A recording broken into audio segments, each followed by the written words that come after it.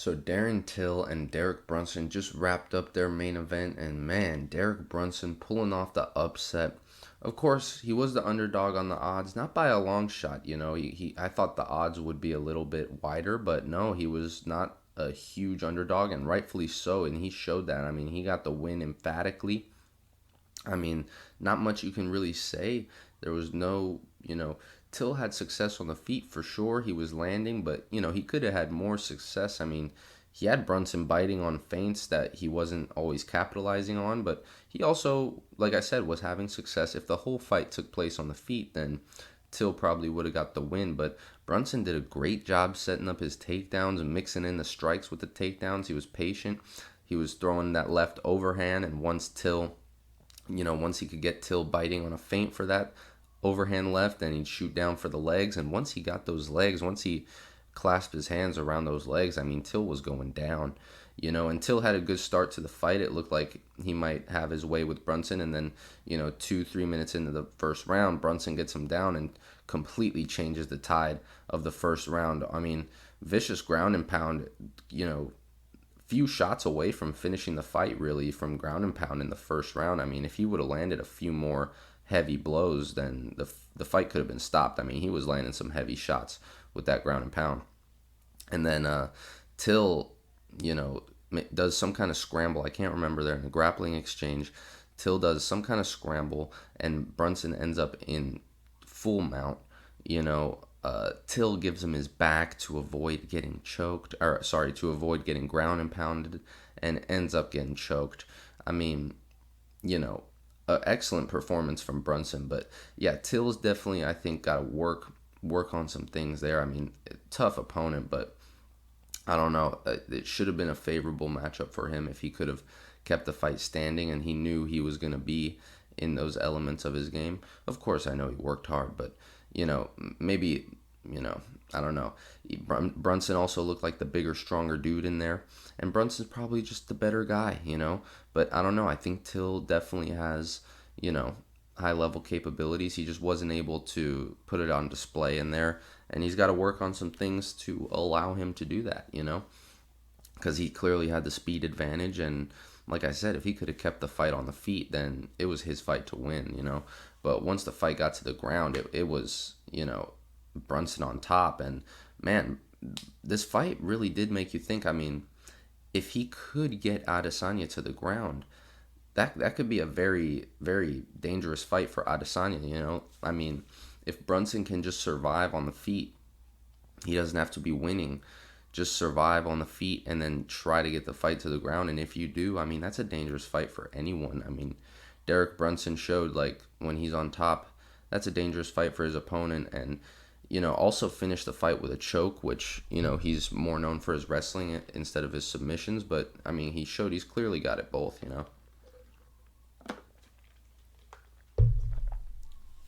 But yeah, incredible performance from Derek Brunson. I don't know if he gets a title shot right away. I mean, Whitaker and Adesanya won't be fighting for a while. And, it sucks to see the divisions get backed up with contenders waiting for fights. But, of course, I know for him it makes sense to wait. So, but as a fan, I'd like to see him fight Jared Cannonier or the winner of Paulo Costa and Marvin Vettori. I think that'd be a great fight. But yeah, ultimately, I mean, impressive stuff from Derek Brunson. And we gotta touch on Paddy Pimblett making his UFC debut against, sorry if I butcher this name, Vendramini. Luigi Vendramini.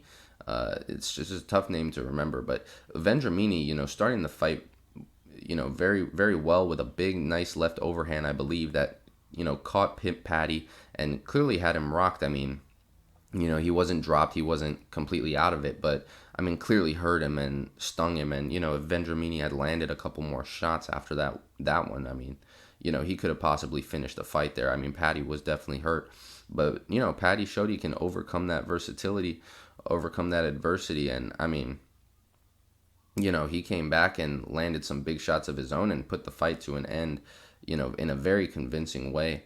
And like I said, that was after overcoming some adversity. So I mean, really, you can't ask for more out of a UFC debut. He showed he can overcome the adversity. Of course, you don't want to have to be going through too much adversity in your first UFC fight when you're not fighting the ranked guys yet, but of course, he's going to be improving every fight, and he's only 26 years old. So if he can overcome that adversity now, and he has the capabilities to do what he did to end the fight in the first round the way he did, I mean, you got to assume the guy's going to have a nice long UFC career with a lot of impressive fights. I mean, that was a pretty impressive performance. Like I said, he's got a lot of stuff to work on, but just the fact that he went through so much adversity at the very beginning of the fight and still found a way to finish the fight within that same first round. I mean, very fun fight to watch.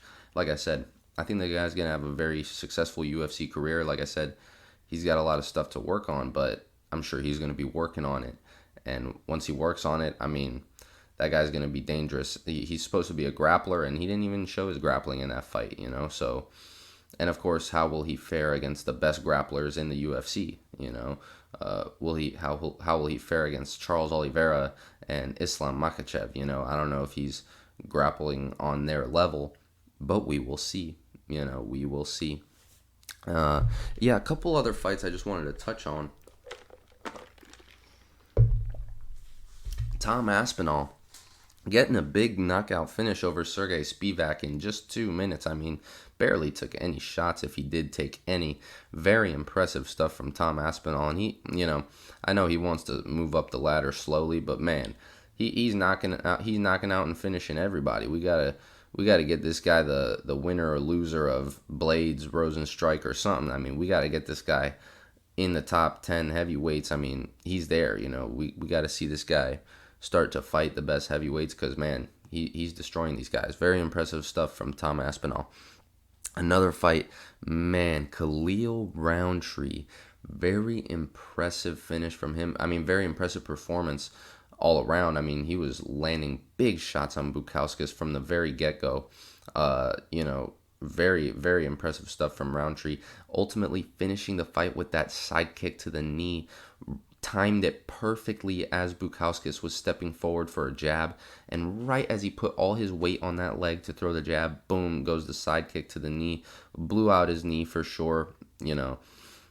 Hopefully the damage isn't too bad. But yeah, it was that was brutal for sure. But perfectly timed by Roundtree. I mean, you got to give him the respect, And then, of course, on the prelims, Molly Mccann with a nice, impressive victory. She needed that one on her last fight of her contract. I believe she's on a 2-fight skid as well, so she needed that one, and she delivered with a very fun fight to watch as well, and also en route to victory. And the fight before that, Jack Shore, undefeated Welsh-born bantamweight. Very impressive performance. I would have liked to see him bite down and look for a finish. It seemed like he was totally content with just riding out a decision. But hey, why not? I guess you're not fighting, the best of the best. But that's also those kind of fights. I feel like if he gets an emphatic finish, that might allow him to fight the best of the best next, But who knows? I mean, he's very good, clearly. But like I said, I would have liked to see him bite down and look for that finish a little bit more. And then one more fight I just wanted to touch on. Julian Erosa finishing the fight with a Darce choke. Sorry, I'm blanking on his opponent off the top of my head. Charles Jourdain. Julian Erosa finishing Jourdain with a very impressive Darce choke right as Jourdain was posturing up, I believe, and just slipped it in, brought him to the ground, threw his legs over him and finished it pretty quick. I mean, it looked like a nasty Darce. So yeah, very impressive stuff. Very good card from top to bottom. Let me know what you guys think. Let me know what you thought of Brunson and Till. What you think should be next for Till and Brunson. And if you like this video, leave a like. Subscribe for more videos like this one. And thank you very much for watching.